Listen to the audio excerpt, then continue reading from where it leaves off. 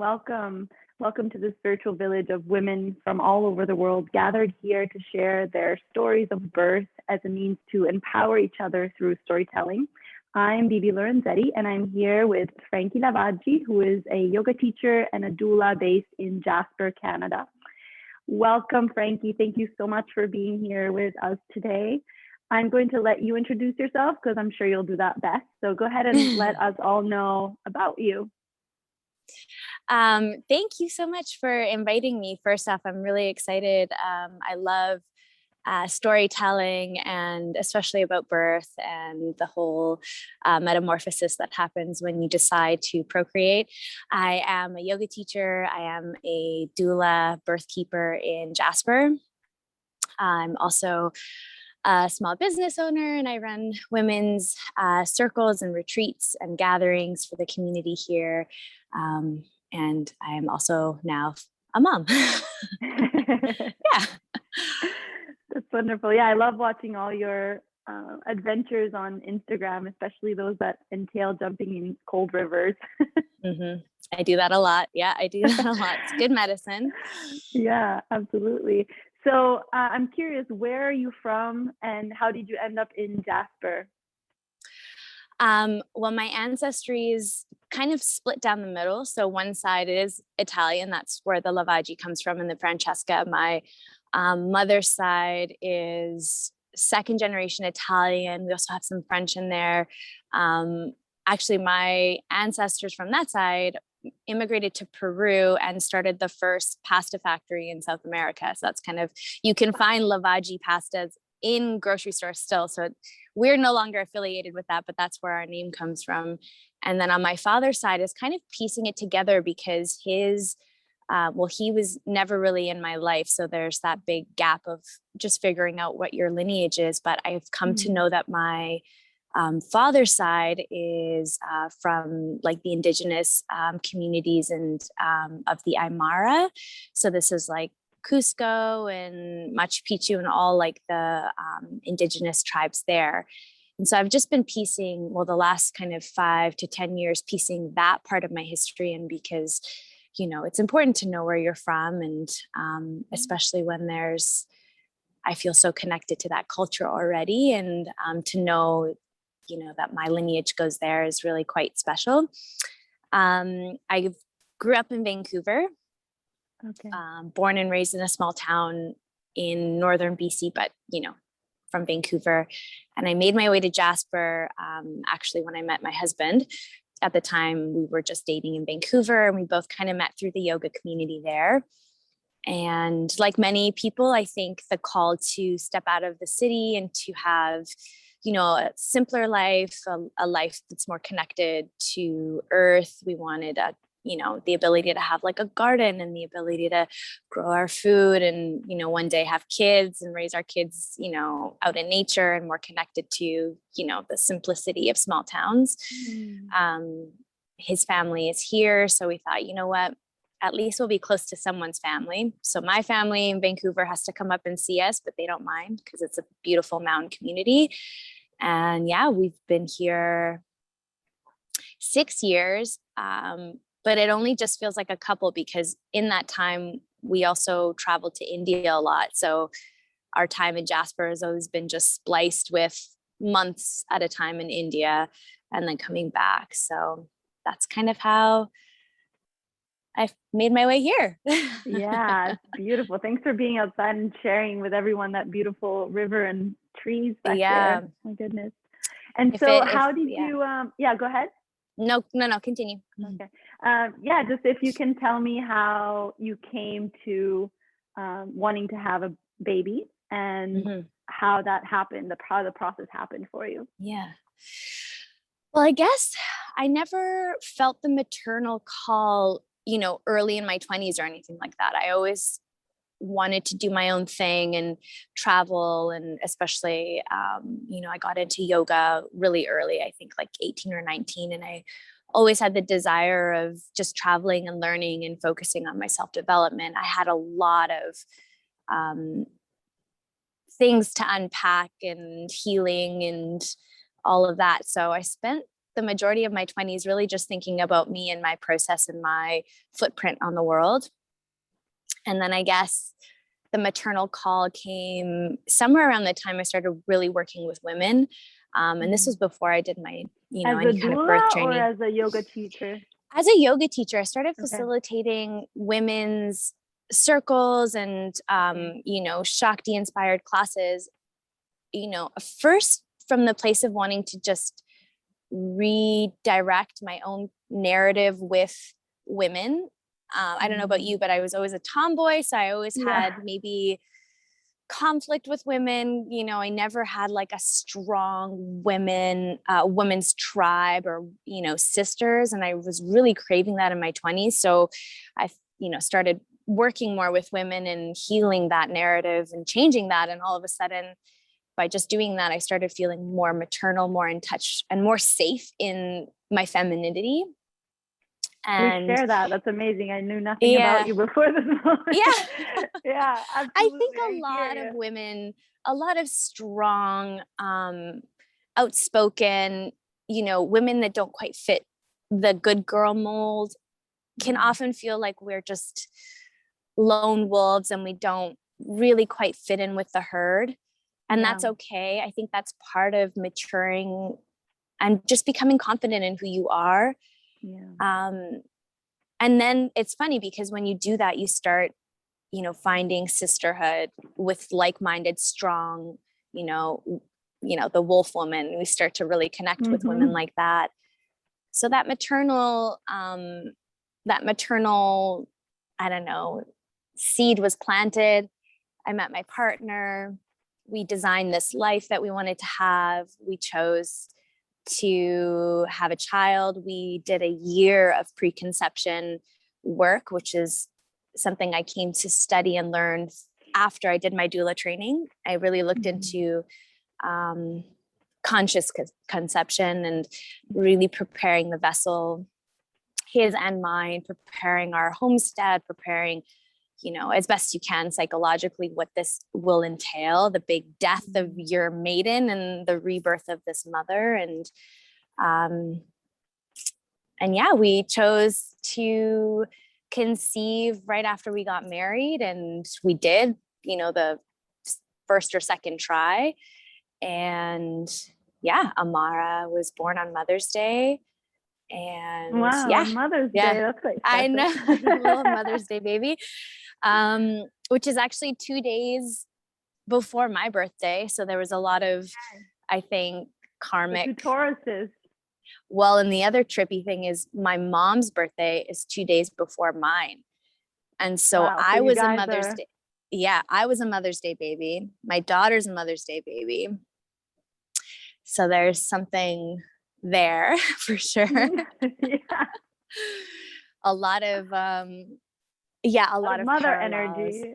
A lot of mama energy, and a lot of just, I think for me, growing up with a single mom and, all of the struggle and conflict that can create with a mother-daughter dynamic, where the masculine, the father energies, one, missing, and two, being embodied by your mom, which is very confusing, right? Yeah. So all of that, I have this great opportunity to heal, to understand deeper, having a daughter who's born so similarly. It's been really nice and like a huge blessing to just be able to walk a very similar path to my mom. That's really healed a lot of things that needed to be healed and to be seen now. Like I have so much more compassion. I'm sure you do too now, being a mom. You're like, holy shit, mom. I was such an a lot asshole. Of subtle like, how did you that do you never thought about? Like, oh my God, mom, I understand now. I understand the sacrifice, the devotion. You just understand it so much deeper. Yeah. Absolutely. And so how did you then, so you did the preparation prior and then you got pregnant, and then how did you prepare, or how did you deal with pregnancy with your background as a yoga teacher and as a doula? Did you practice throughout? Did you let go of what you had up to then? Yeah. And how did you prepare for labor? and birth? For me, the practice, I did one more trip to India in like January. And then, I was doing bits of intermediate, like I was kind of like halfway through intermediate. So for those as I think there will be some women not Ashtangis, this is, she's an Ashtanga, Francesca's an Ashtanga practitioner, or she became pregnant being an Ashtanga practitioner. And so that's what she's referring to. Yeah. So I knew that when I came back from that last trip that I was going to prepare and soften and really go into yin mode. So I kind of took that last trip as just like, all right, let's do it. And then when I came home, I really mellowed out my practice. So just having studied and intuitively, I felt like things like leg behind the head, things like, deep binds and twists, anything that I kind of practiced in a way that you would if you were practicing with like being 3 or 4 months pregnant. And I started that quite early on as a way to kind of really build a lot of yin, a lot of, in Chinese medicine, a lot of yin. I know my cycle super deeply. I could tell that I had way too much heat in my body. I could tell just through the way that I was bleeding, the length of my menstruation, some symptoms that I had too much internal heat. And you want, a really, if you think of the home for your seed or in your womb, you want warmth, moisture. So anything that's on the other ends of the spectrum, like cold or dryness and heat is not going to be favorable. So yeah, just things like that. I this is the kind of work that I do with women who are choosing to do some preconception work.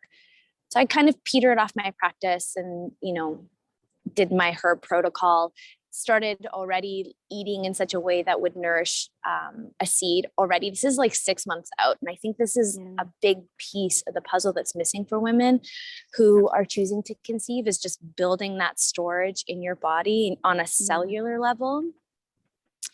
Absolutely.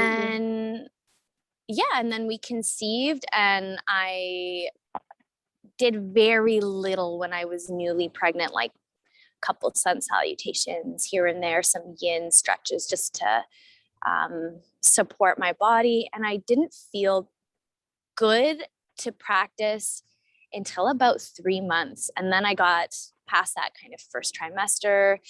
And I really started to feel more energized, and I just modified. I would kind of skip through a lot of things, skip vinyasas, obviously skip twists, things like that. It felt super good to do some things, like backbending was like, oh, wow, super needed. And that felt great for me. Inversions did not feel good for me. I know some women, can still have even their legs up the wall. For me, it just made me really dizzy. And that whole process of moving my body and listening to what my body needed, as opposed to some program or class, was, I think, the beginning of birth preparation. Yeah. I often tell women who, whether they're, my clients or not my clients, women I'm supporting or not supporting, don't go to a prenatal yoga. This stuff is very important if you feel like you need to be guided, but better to just, put on a metronome in the background, or, something soft, some white noise, and tune in and listen and move your hips and move your shoulders and just get comfortable in your skin. Yeah. Take back the power of that movement, because that is how you're going to birth. Needing somebody to coach you or all of this is, I'm a big believer that we don't need to, as birth keepers and as, doulas, we don't need to be coaching so much. We need to be bringing the power and allowing the power to be, taken back by the mother, and giving her the tools and letting her feel confident to do so. Yeah. I think the more we can being practice, a mirror to someone else. Yeah, totally. Yeah, yeah. And you can start that right away. So yeah, that's I love that. Yeah. I also didn't take, I'm also like a pretty big believer in whole foods and whole foods as medicine and nourishment. So I didn't take any prenatal vitamins. I went on a pretty robust whole food protocol that I have now for my mamas. I did blood tests to see where I was at and to kind of confirm what I was suspecting. And yeah, it all worked out really well.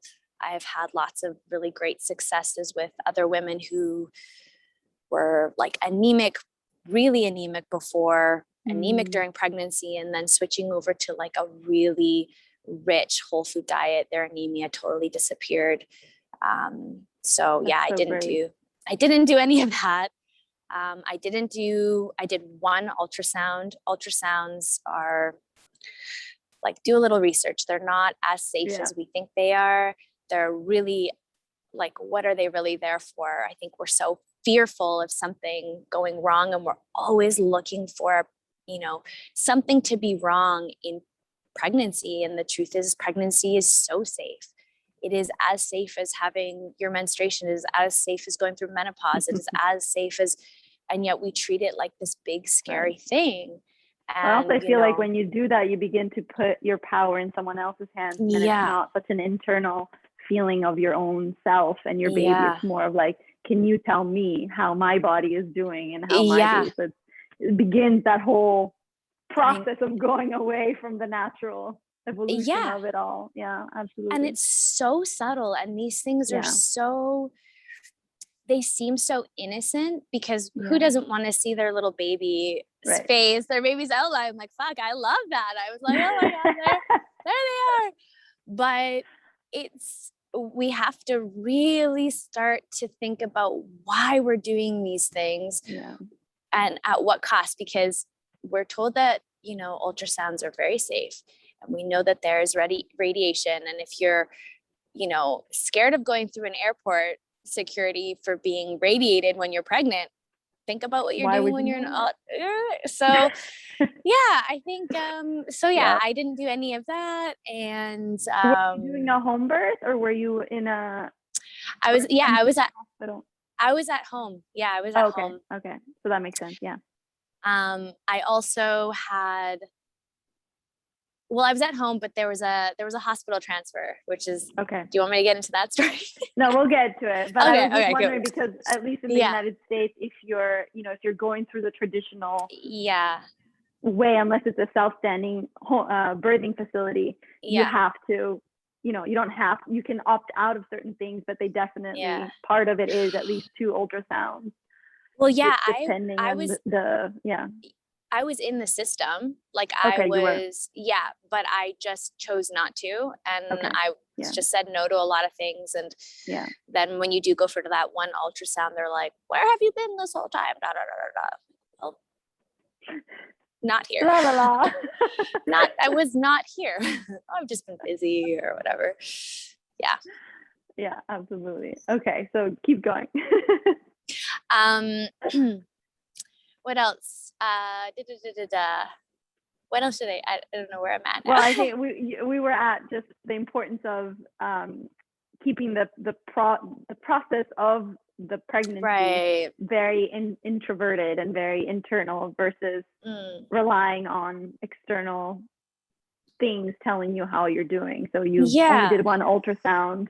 Yeah. And then when you got closer to the due date, how was that for you? Like, because I know for myself and a lot of my clients, because obviously you kind of end up attracting what you are like in some way or form.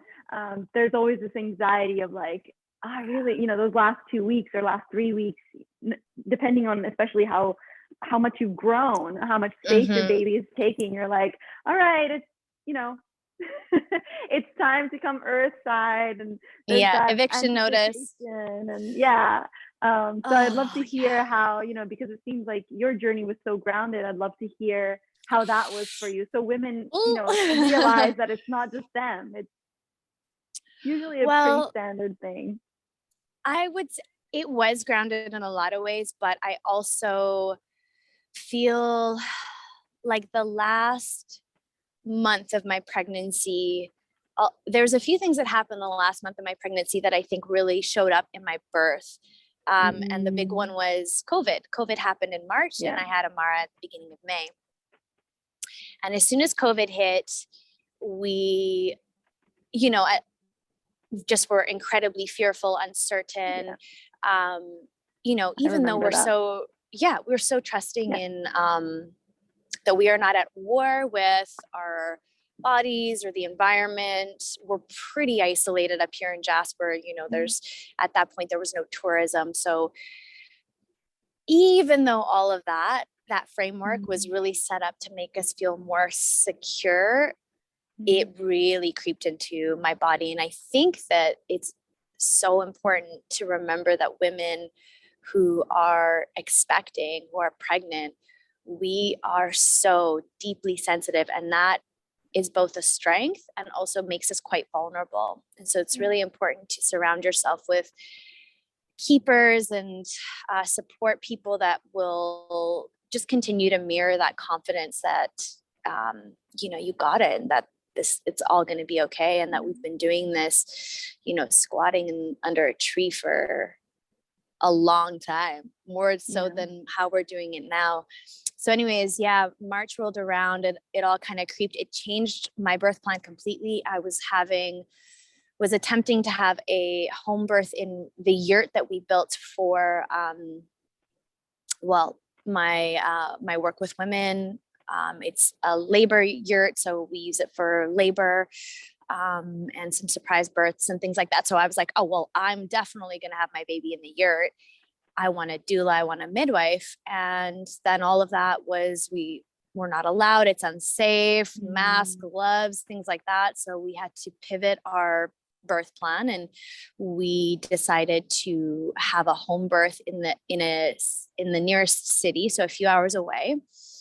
And so now we had to think about, okay, driving 4 hours during labor, or do we go earlier? Okay, so now that's another layer, another thing to be kind of like, oh shit, now I gotta pack my car, I gotta be laboring in a car, that fucking sucks. Like, what if who's gonna press my hips? Okay, now we're not allowed doulas. Okay, now what if you need a hospital transfer?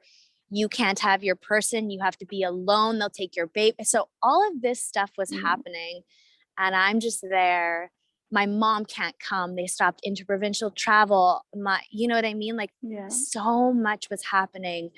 I'm getting the chills just listening to you. It's reminding me of my own experience. I know, right? Jeez. And we were just not, as a community of pregnant women, were not prepared or supported. And we just all got swept up in the riptide of COVID and the fear. And so, okay, we decided, all right, a home birth in the nearest city with one midwife. That's what we were allowed. And Clint was my doula, and he was amazing. And so here's how I think that showed up and manifested in my body. I had a 3-day birth, 3-day labor. Yeah. My contractions never took me where they needed to take me. And I think that I was holding, and I was fearful because, I knew that if this baby was going to come, that the chances of something happening are so small. And yet in my head and in my heart and in my body, I felt the fear of, if something bad were to happen, I'm going to get rushed to this hospital that has patients of COVID. My baby's going to be taken away from me. My husband can't be there. My midwife won't be there. And so the fear of that kept my body from releasing and softening and doing and being in its genius and being in its power. And it was, looking back, I just want to go back to that version of me and just hug her and hold her and look her in her eyes and say, you fucking got this. Like, you got this. So I labored for 3 days, and it was beautiful and empowering, but it wasn't physiologically enough to help Amara really descend.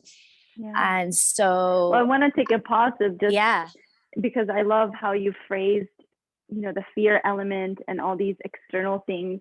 because like the pelvic floor, as you well know, is like the Muladhara chakra, like your security, your bases, your and all of that is trying to like open and release, and at the same time none of that is there. There's no primary needs being met. So it's like I feel like, you know, as I continue to interview people, I wonder if this is going to be a theme for those of us that gave birth during this very strange time of like, how do you embrace like letting go when all your primary needs have been stripped and you're just like floating and are supposed to rebirth yourself into this new human. And it's like, well, here's the crazy thing. I know a lot of women, a lot of yogis, a lot of earth mamas who've had babies around the same time as we do. Yeah. And all but one, so we all planned home births. This is giving me goosebumps. We all planned home births. We all wanted it to go a certain way. And all of us except for one had to have a hospital transfer. We were given no other choice, right? Like it was hospital transfer and that's it. And we were all in midwifery care and all of this. Why? Exactly what you said. And so I think now more than ever, as doulas, as birth keepers, we need to really level up and recognize and educate our sisters on really how cause and effect this whole thing is. The fear in our surroundings, the fear in our subconscious will show up in our birth, will show up in our postpartum. And it did. And it absolutely did. I see women having incredibly difficult postpartum experiences. Me too. So what can we do learning from that for our sisters coming into birth as well? Like we need to really support them in having even more power, even more security, even more love, even more grounding. Like as birth keepers, we need to really hold true to the path and not let this fear, you know, pull us into the riptide of being in hospitals or into the riptide of needing, you know, medication that's unnecessary. Like we need to lean into the tools that we have to help us soften and open. And we have them. We just need to remember them and use them and, you know, hold on to them. So I felt like there was a really pivotal moment in my birth where it was like the end of day 3. And I was given 2 choices, neither of which I wanted, neither of which. This is still in the house, or you were This is still in the house. Okay. This is in the house. I was like, guys, it's day 3. I'm pretty tired. You know, and so my midwife, doing the best that she can with the tools that they have, offered me one of 2 choices. I wanted neither. I chose one, which was, so she offered me breaking my waters and castor oil, neither of which I wanted. And then, or we could go to the hospital and have an epidural and have a rest and all of that. So I was like, okay, well, I don't want any of those things, but if that's all I have in front of me, which is such a lie, it's not the only choices I had. I had so many other choices, so many that I didn't even know I had. And it's no one's fault. It's just, it's really shown me where my path now will be as a birth keeper. So anyways, I chose the castor oil, and everything in my body when I took it was like, this is not good. I projectile vomited it right out. Like, I was like, this is wrong. And then I had my waters broken and I could barely, I just hated it. I was like, this is no, I don't. Had it. And instead of the contractions and birth and the rhythm going in the direction we wanted to, it actually slowed way down and became way more painful. And I was way more fearful. And so I was like, okay, guys, I guess I'm going to the hospital. So we did the hospital transfer. I had the epidural. Were you in an ambulance or were you in we your drove. car? Okay. We drove in the car, which was nice. And I had a nap. Do you feel like at that point you were able to still be in your body, or you were kind of like out and just in I was out of my body. Out of my body, in complete fear mode, in completely disempowered. Yeah. But something pretty cool happened when I had that nap. I had a really deep, it was like 1 hour nap, and I just like crashed. And I like remember coming out of it, and I had my little my pouch of like medicine and herbs and essential oils. I was coming out of my nap, and I think I was just like, I'm going to cry because I just was like, I was just so guided by Amara and guided by like, oh, I haven't, and yeah, just something happened where I just kind of came back into my body, and I felt her, and I saw my like little medicine pouch, and I just started putting oil on my body, and I started breathing again, and I could move really well. Like the epidural didn't really phase me. I could stand. It was good that way. I think that was my yoga practice, and yeah, so I just anointed myself and got into my breath, and I had my phone there, and I put on some mantras, and I put on some music. And I just remember feeling her descend, and I felt her head like right at the base of my vulva. And I was like, okay, she's ready. I'm ready. We're doing this. I looked over to my midwife. I'm like, it's time. She's like, no, Frankie, it's only been an hour, babe. Like, I don't think so. And I was like, no. So your midwife was able to come was with there. You. Yeah. She was able to, okay, yeah. So it was like very good. Best of both worlds. So okay. Anyway, she had a little chuckle. She's like, Frankie, this whole time you've been saying that, baby's right there. And she's like, no, babe, you got some dilation to go. I'm like, no, she's right there. And so she lifted the bedding. I was like, oh yeah, no, she's right there. And I was like, I know. I got this. I got this. I'm back. And I like breathed her out like 3 times, and she was born so easily, so smoothly. She was like super strong and right for the boob. And yeah, it was the finish of a long journey, of a long 3 days that had one really profound moment of being disempowered, but the rest of it was just, couldn't have gone any better. And yeah, I don't know what that sleep and what that moment did, but I'm just so grateful that, I came back into it. And I don't think a lot of women get that chance to come back into their power in birth when it's been forgotten and taken away. So I'm just like, really thankful that I remembered. And yeah, she was born whoosh, like an arrow. That's why her middle name is Arrow. She just shot right out, and super strong and like huge. She was 21 inches long and 7.5 pounds, and just, awesome little babe. And then we got out of there super fast. Okay.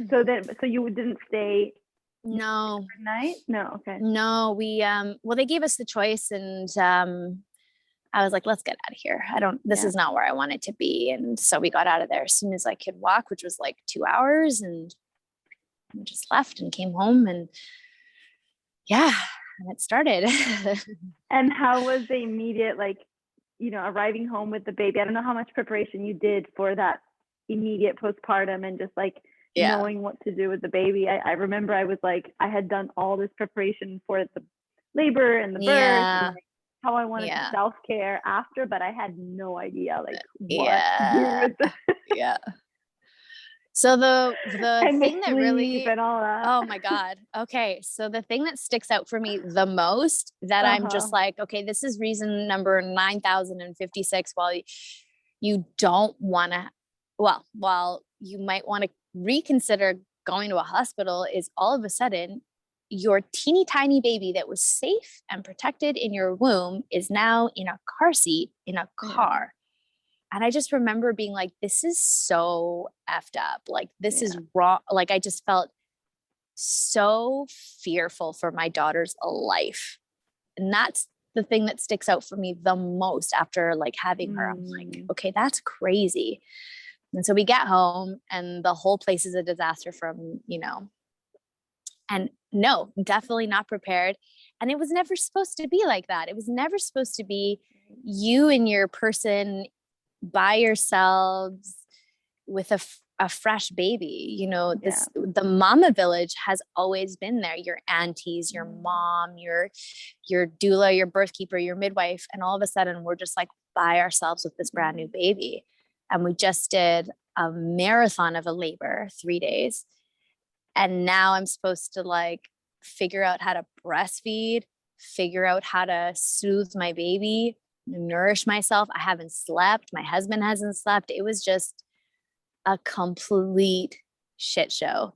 Like, and it was like that for the first week there. And then we have to think about, oh, well, we're not actually home. We have to drive 4 hours back to our home.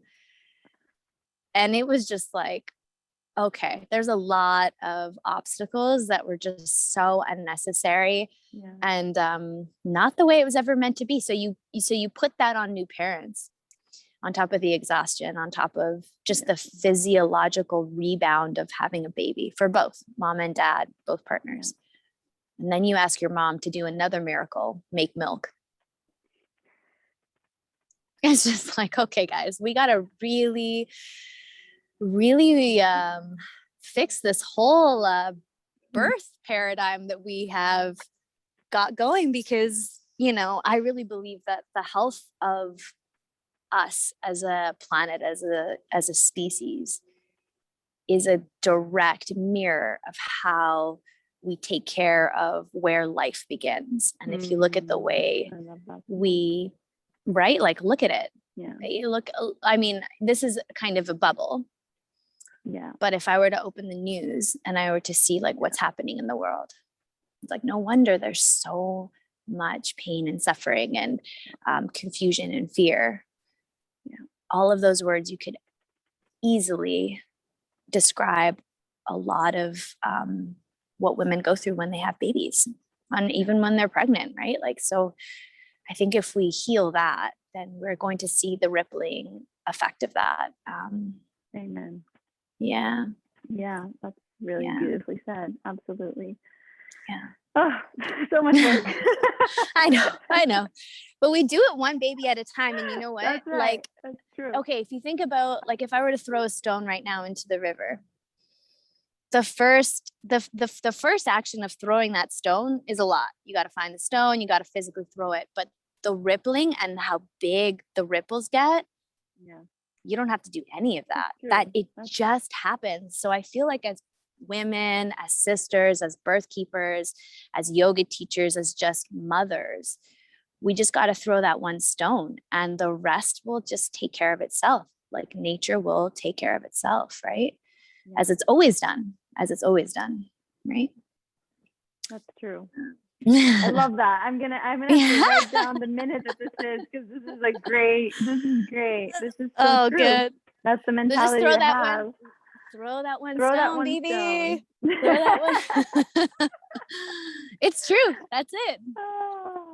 But so then, I'm curious to hear if you're willing to share a little bit about how the transition with your partner was. So you're thrown into this new life with another human being that's no longer inside of you. So you have to figure out how to take care of it. You're not sleeping. You know, you don't have the village. How did that affect the relationship? Yep. Because I know for us it's been a whole journey of like refiguring out how to communicate and you know, how to be aware when you're tired and you know, continue to see the person for who they are before they were you know, father or mother. And just also I feel like as mothers, you know, we've grown the baby and we've birthed it and we feed it. So as they continue to grow, I feel like it's so hard the letting go. Like we've already done so much letting go up to now when the baby's here, and now it's like you feed it, and then when they begin to get to that 6-month age where they begin to explore like foods and like trusting another human to take, no matter how much you love that human and have trusted it up to now, like how do you trust it to take Yes. So if you oh my gosh, I think women will appreciate that as well. Okay, so Clint and I talk about this all the time, And we feel a little resentful to the community for not telling the truth of how difficult it is. Yeah. Oh, and like, And I say Instagram this, doesn't help. oh, such bullshit. And we say this like tongue in cheek, like, oh, if only we had known. But in all seriousness, if only we had known, we would have built in more of a support system to take the pressure off of our relationship, to give us the space to decompress even for 30 minutes a day. And this is again another opportunity for us as a society to reconfigure the postpartum period.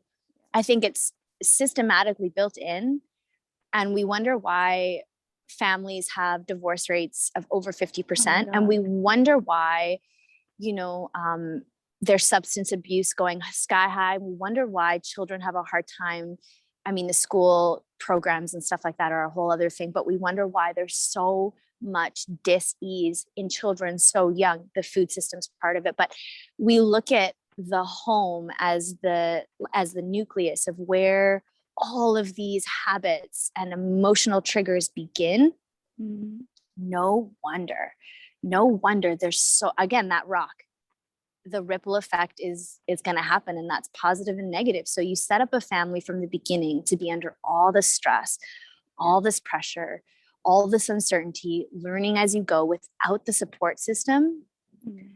It's, we're lucky that we have, right, the tools and the awareness to, self-regulate, like, okay, I'm not in my center, I'm totally lashing out, I have the tools to take 5 deep breaths.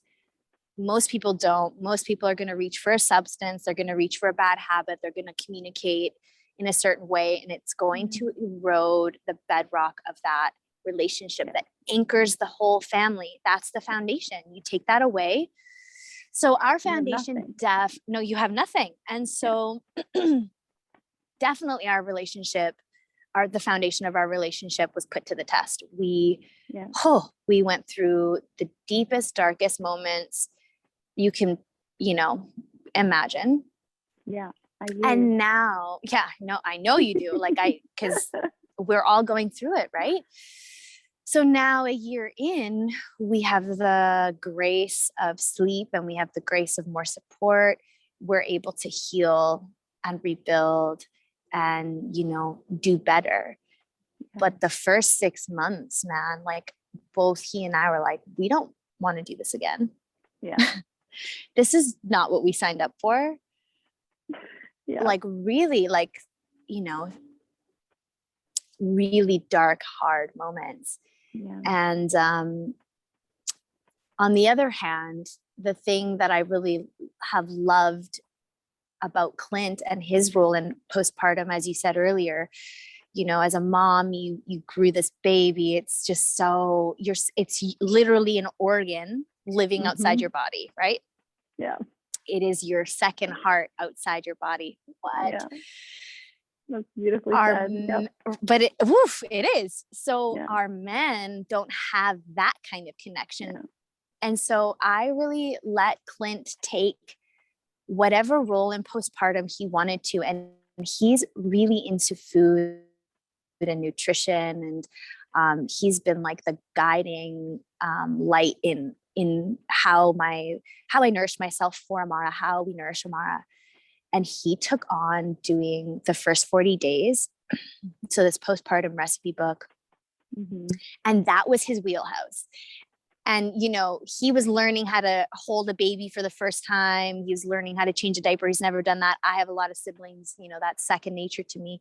So that might not have been his forte. And it drove me crazy the way he would soothe Amara and how he would rock her. I was like, that's not what and so I had to learn to let go, and I had to learn to let him learn on his own daughter, right? Yeah. This is his baby too, right? He's got to learn on her. And where he really, I think, shined in my eyes was just keeping me really well fed and well rested, and in turn I made really good milk, and Amara was really nourished. And so I think that's part of it that we all kind of go through as really strong women, is allowing the men to find their groove. And that takes a lot of patience. And that's hard because trust, and you're so exhausted.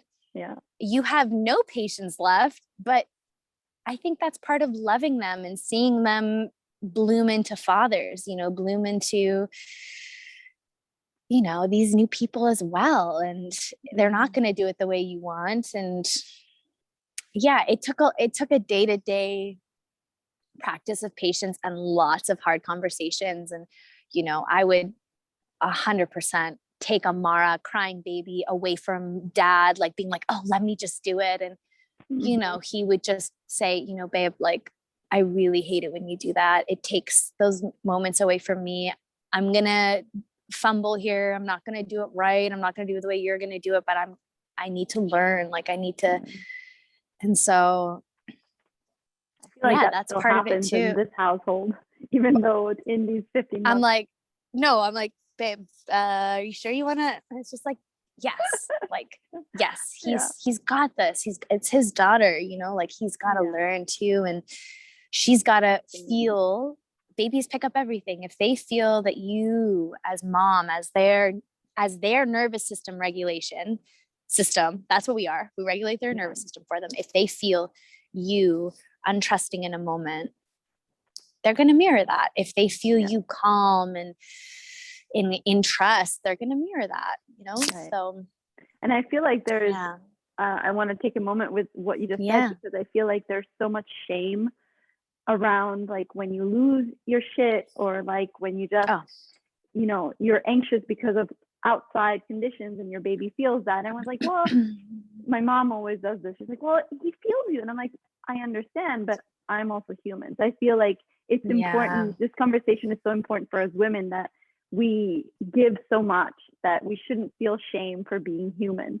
We have the tools that we have. Some of us have more, some of us have less, and just are what we are. And these babies choose us for a reason, and we will figure it out in some way or form. And there's really no shame, because we all go through it. So I'm so glad that this comes up in this conversation, because I feel like there's a lot of hidden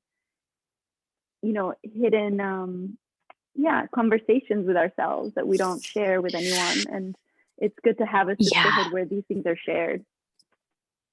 I did this retreat about a month ago now, and I've got another one coming where it's women and babies. And, one of the most powerful practices, I think, in that whole thing that I've noticed is we do a sharing circle. And here's what's happens in all the sharing circles.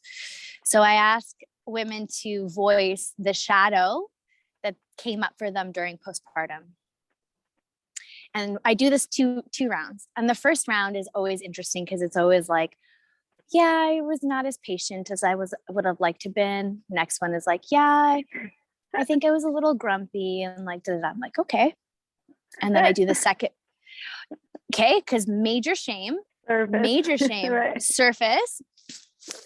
And so then I do the second one, and as a facilitator, I think it's important to always, like, if you're going to ask people to show up in their raw truth, you got to do it too. So, right.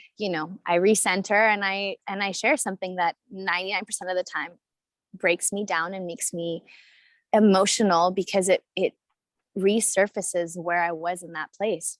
And once we really talk about, in specific language, how that shadow manifested for you, like really specific, like, for example, like, I, in my deepest, darkest moments of frustration with Amara, had these thoughts of, launching her across the room out of my arms, because the touch of her on my skin was like, would set me to fury. I wanted to, in the deepest, darkest moments of being impatient, of exhaustion, of not sleeping for days, literally would have to stop myself from punching holes in the wall. Yeah. I, in my deepest, darkest moments, really thought I was in the wrong partnership. I thought that this whole thing was all my husband's fault, and his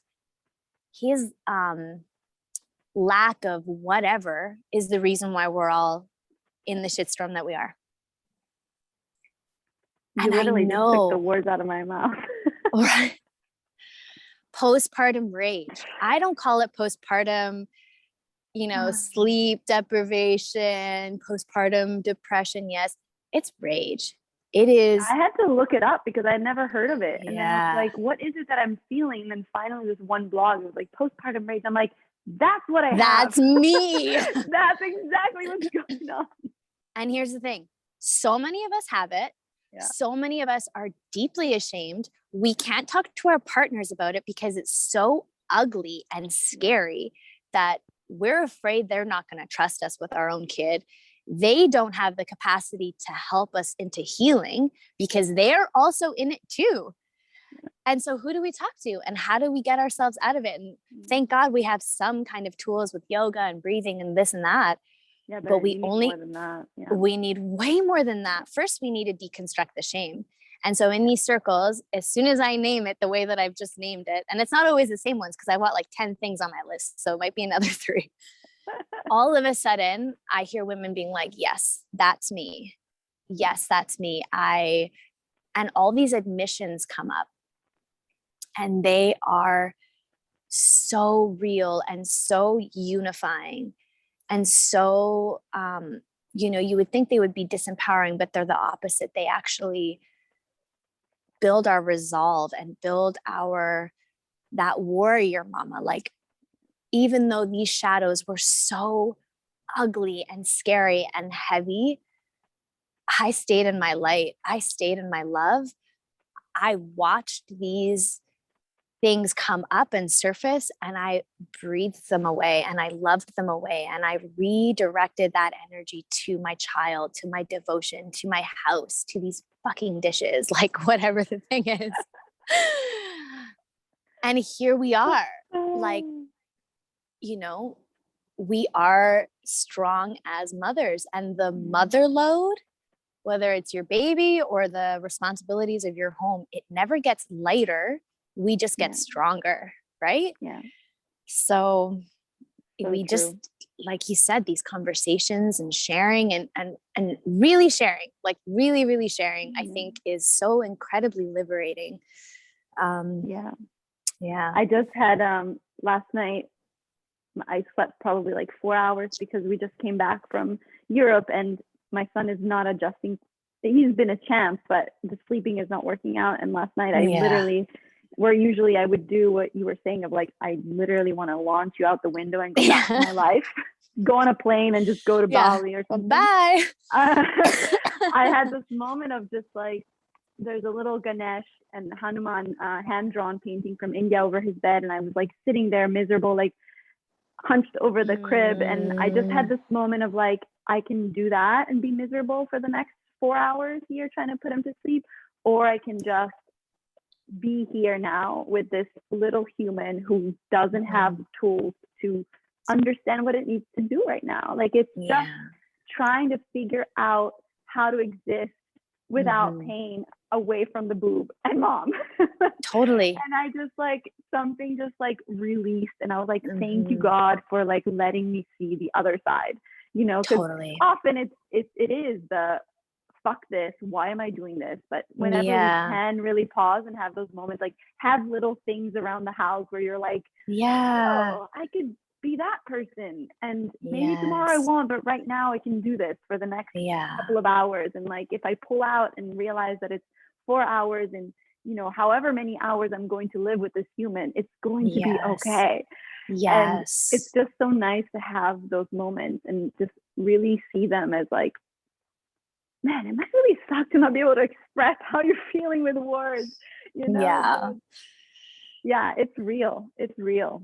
One of my favorite teachings came through the last time I was in Mysore because I was assisting and practicing, and it was just like full on sleep, like it was just crazy. And I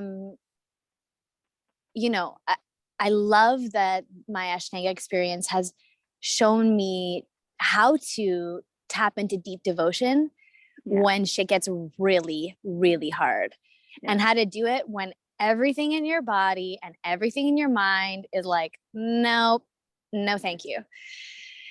And so one of the phrases that I love so much is from Ram Dass is I'm loving awareness. Mm. And, you know, that comes in and it's helpful. And sometimes it doesn't work for me because I'm like, oh my God, do I have to be loving awareness right now? Yeah, But or it manifests towards the baby and then you walk out the room all zen and your partner walks by and you're like, rah! Oh, totally. You're like, I'm not loving awareness with you. I am aware and critical and judgmental with you.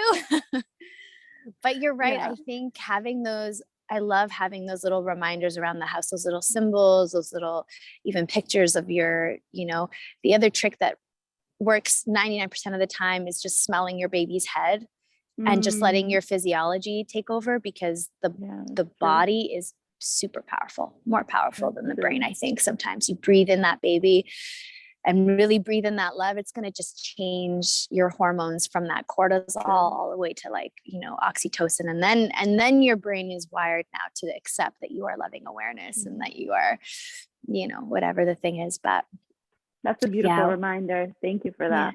Yeah. Breathe that. Oh my gosh. Temper tantrum. Like, that's right. I love this. I love this baby. I love her. It's true. Yeah. And so then what do you think, how has it transformed you up to now in terms of like who you were going into this and who you are now?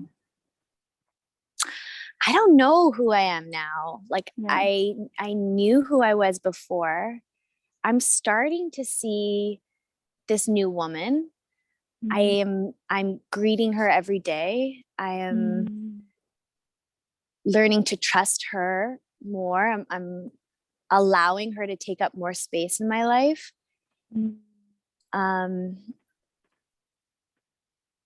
I feel like she's the voice of my great grandmother. I feel like she's the voice of nature. I feel like she's the voice of my daughter too. I know I'm way more steadfast in what I have the capacity for and what I want to do, like in my day to day. Like I can say no. Like I'm just cutthroat now. I'm like, no. Because my time, energy, money, focus is so limited to here. And I'm so grateful for that, because I used to be a yes woman, a superwoman. I can do it all. And I still think I can, but now I have an even more clear direction of what I'm here to do and my purpose. But in terms of like who this woman is, I'm meeting her every day for the first time. I don't know who she is yet. And I kind of love that. I'm so inspired by that, actually, because I have so many dreams and so many goals. And I feel like life is really just beginning every day. Yeah. I love that. Thank you for sharing that. Yeah. And I guess so many beautiful things have been shared on this conversation, but to kind of seal it in some way or form, what would you want whoever's watching this, what would you want her to know if she's like about to go into this journey? Yeah. Oof. What? So many it can things. be more than one thing. Let me talk to you about ultrasounds. Let me talk to you about We've already covered a lot of them, but I think we talked the about heart. The heart of it all. Yeah, beautiful. I think the heart of it is, okay, I think the deepest medicine for us as women is two things. I think it's sisterhood and like being super devoted to finding sisterhood that feels really grounded and really mirrors the woman that you are hoping to be, and being okay with that not looking the way that you thought. Like, I wouldn't be friends with this person 5 years ago, but let that go, like allow yourself to let go of the life you had in order to step into the life that you're calling in. So finding that sisterhood. Yeah. And getting your hands in the dirt. Like whether it's like a basil pot, a basil plant, a pot, windowsill, like get your hands every day into some earth and cultivate, grow something. There's so much that happens when we participate in life. You know, we want to have babies, we want to conceive, we want to participate in life here. But when we start to do it out here, so much happens, so much connection happens, so much healing, so much wisdom comes through. It's incredibly soothing. I just can't say enough about it. And I think it will really allow that wise woman within that we're all hoping to meet, that will allow her to come through, that will allow her the space to, you know, really grow her roots in your heart and bloom. And yeah, I think just those two, find some sisterhood and grow something, grow a little something. Yeah. I love that. Thank you, Frankie. You're I'm welcome. so happy we connected. And me too. I'm literally, as we sit here talking, like I'm gonna put in the comments below, you know, your retreat stuff, because I'm trying to keep this a advertisement-free space. But yeah, totally. As you were talking, I was like, I have to go to Jasper, and I want to and I need to connect with her and see this year. So I definitely feel like maybe today is the day of the guru. It's the Guru Purnima, and I feel like as mothers we're gurus, and we need to connect and be together and support each other and step out of the pedestal. And you know, I feel like it's time, and it's so wonderful. I'm so happy that we connected and that you've shared your journey in this beautiful way. Love to have you, love to have your teachings here. Would love to invite women to gather and their babes together. That's what I've been doing.